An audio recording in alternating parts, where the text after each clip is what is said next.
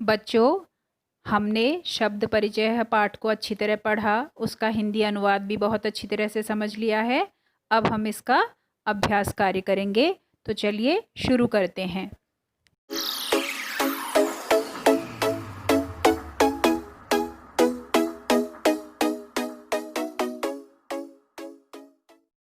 इसमें सबसे पहले इस पाठ में आए हुए कठिन शब्दों के अर्थ दिए हुए हैं, जैसे शुकः तोता, वदति बोलता है या बोलती है, कुक्कुरः कुत्ता, अश्वः घोड़ा, धावति दौड़ता है या दौड़ती है, मयूरः मोर, नृत्यति नाचता है या नाचती है, क्रीडति खेलता है या खेलती है, सिंहः शेर, भल्लूकः भालू, वृद्धः बूढ़ा व्यक्ति, पश्यति देखता है या देखती है, गजः हाथी, दूरभाषः टेलीफोन, रजकः धोबी, प्रक्षालयति धोता है या धोती है।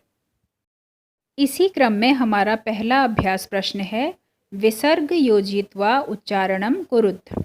इन शब्दों के आगे विसर्ग लगाकर हमें इनका उच्चारण करना है। जैसे छात्र के आगे विसर्ग लगाएंगे तो उसका उच्चारण होगा छात्रः, शुक शुकः, शिक्षक शिक्षकः, अश्व अश्वः, कृषक कृषकः। हमारा दूसरा प्रश्न है, चित्राणि दृष्ट्वा संस्कृत पदानि लिखत। चित्रों को देखकर हमने उनके नाम संस्कृत में लिखने हैं। सबसे पहले हाथी का चित्र बना हुआ है, तो हाथी को संस्कृत में कहते हैं गजः। दूसरे नंबर पर गाय का चित्र है, गाय को संस्कृत में कहते हैं धेनुः। फिर है मयूरः। उसके बाद घोड़े का चित्र बना हुआ है, घोड़े को संस्कृत में कहते हैं अश्वः। फिर टेलीफोन को संस्कृत में कहते हैं दूरभाषः। और लास्ट में है भालू का चित्र, तो भालू को संस्कृत में कहते हैं भल्लूकः। अब हमारा तीसरा प्रश्न है, चित्राणि दृष्ट्वा उत्तराणि लिखत। चित्र को देखकर हमने प्रश्नों के उत्तर लिखने हैं। सबसे पहला प्रश्न है, शिक्षकः किम करोति। यहाँ पर जो चित्र है, चित्र में शिक्षक क्या कर रहा है, तो शिक्षक शिक्षयति। इसका उत्तर क्या होगा, शिक्षकः शिक्षयति। अगला प्रश्न है, क नृत्यति। कौन नाच रहा है इस चित्र में, तो उत्तर होगा मयूरः नृत्यति। मोर नाच रहा है ना, तो उत्तर लिखेंगे मयूरः नृत्यति। सूर्यः किम करोति। सूर्य क्या करता है, तो उत्तर होगा सूर्यः प्रकाशम करोति। सिंहः किम करोति। शेर क्या करता है, तो उत्तर होगा सिंहः गर्जति।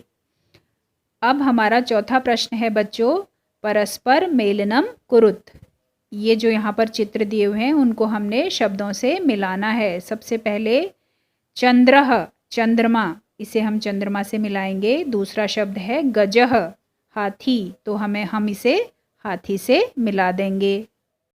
फिर शब्द दिया हुआ है दूरभाषः। दूरभाषा का अर्थ होता है टेलीफोन, इसे हम टेलीफोन से मिलाएंगे।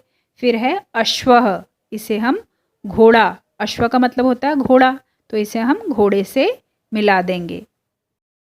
हमारा पांचवा प्रश्न है बच्चों, पाठे पठित शब्दानाम सूची निर्माणम कुरुत। इस पाठ में हमने जो जो भी शब्द पढ़े, उनका हमने उनसे एक सूची का निर्माण हमने कर लेना है। जैसे छात्रः, भल्लूकः, शुकः, दीपकः, मयूरः, दूरभाषः, तालः, कृषकः, युवकः, रजकः, गजः, अश्वः, चंद्रः, सूर्यः, वानरः, शिक्षकः और वृद्धः। इन शब्दों को हमने इस पाठ में पढ़ा, तो इनकी हमने एक सूची बना ली है।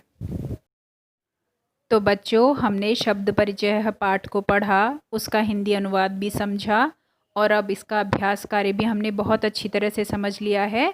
अब आप लोग इसे अपनी नोटबुक्स में कर सकते हैं। ओके।